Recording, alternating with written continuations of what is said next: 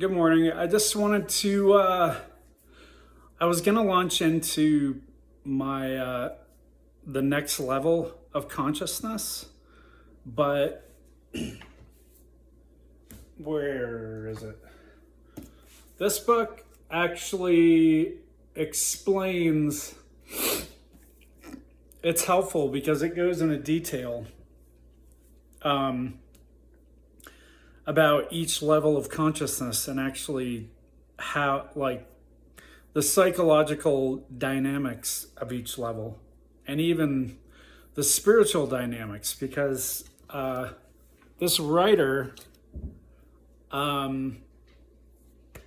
David Hawkins, he's a psychologist, but he's also involved in spiritual aspects.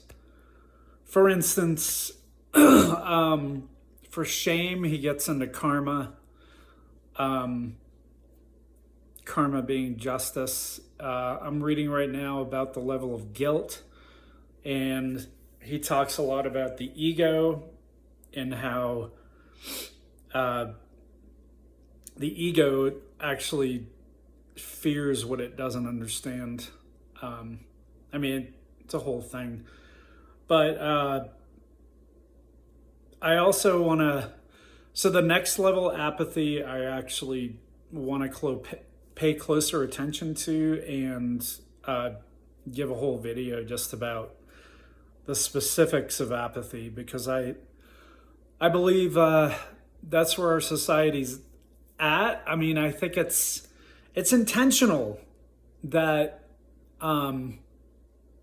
he continues to say, I mean, he wrote these books in the early 2000s, and he continues to say that, and I tend to believe him, that about 80% of the world's population is below the level of 200, which 200 is the level of courage, where you start rising above. That's where you can get into love and reason and enlightenment even. But most of the world is stuck in this. I'll read it again. Where is it? So yeah, the map of consciousness, once again, which is very helpful. If you find it and download it, you can even probably get a detailed poster on Etsy or something. But he goes on, yeah, so level 200 is the turning point in the map of consciousness. That's courage, permitting, affirmation, empowerment. Below that is, as I said before, shame, guilt, apathy, grief, fear, desire, anger, and pride, which are all self-destructive levels of consciousness. And why am I focusing on this?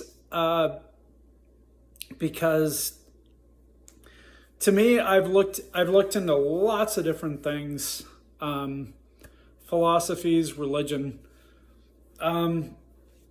This explains it all,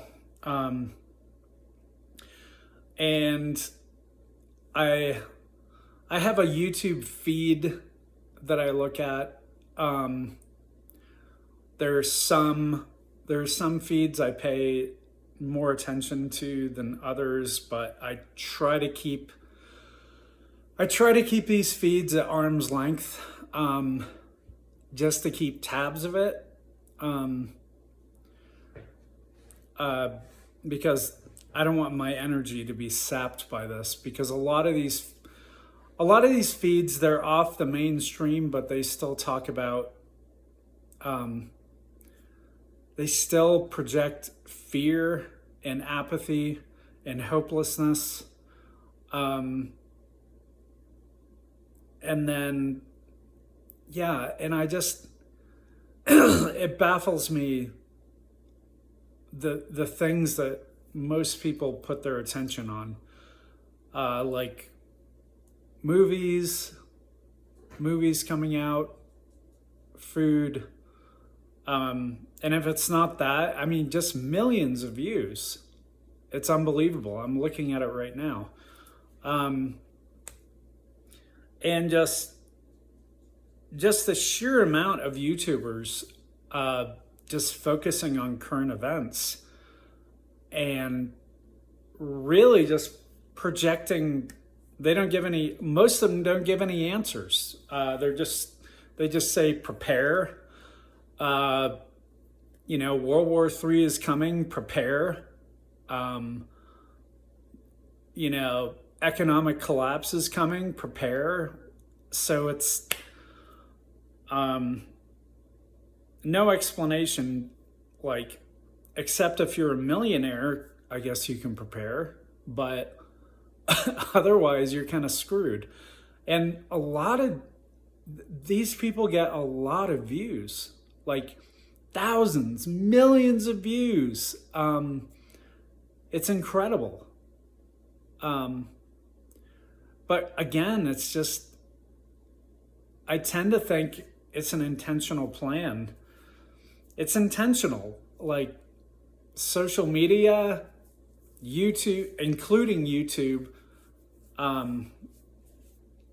just to keep people, to actually lower people's consciousness level. This is what it does. It lowers your consciousness level, and it feeds just division and duality and hate of other groups.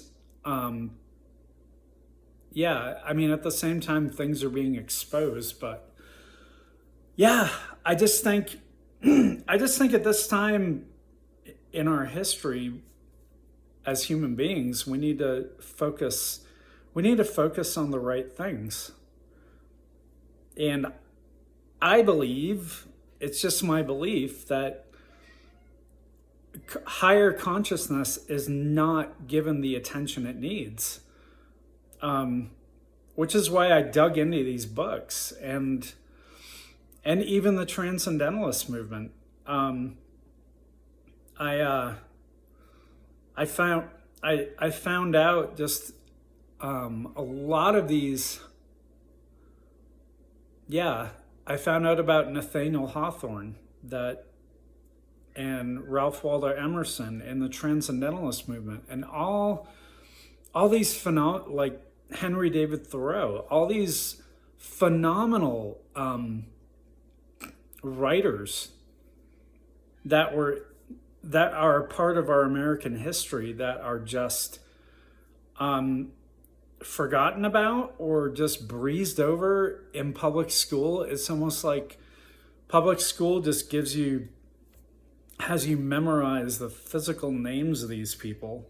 But this is, to me, this is why I focused on the Transcendentalist movement in the early 1800s, 1840, 1850, because it's vital.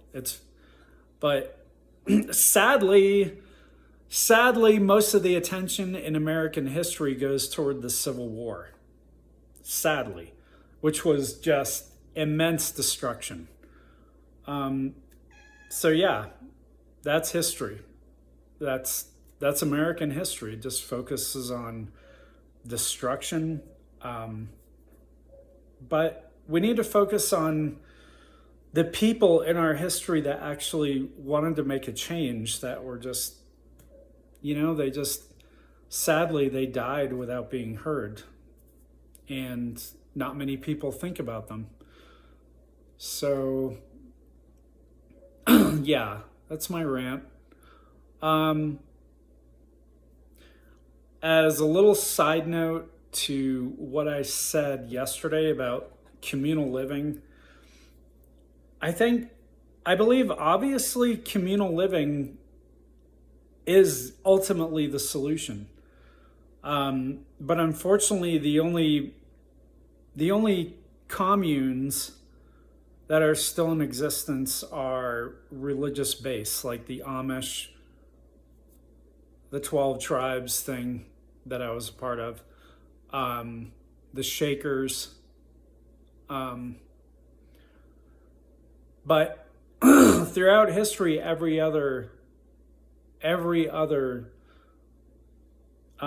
communal experiment was short-lived, and unfortunately that's what they were. They were experiments in communal living, including Brook Farm with the Transcendentalists, which I just recently got a book by Nathaniel Hawthorne, who actually lived in that commune. See, this is stuff in history we're never taught or told.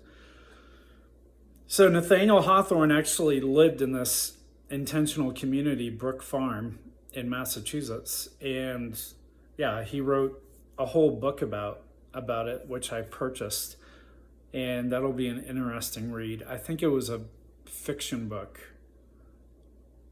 It's called The Blithedale Romance, and that's going to be an interesting read. It wasn't a good experience living in community for him, so anyways, so I'll be in touch. Tomorrow, hopefully, I'm going to deep dive into apathy, and yeah, it's kind of where our world's at right now, just stuck in a state of hopelessness about everything going on. So until then, see ya.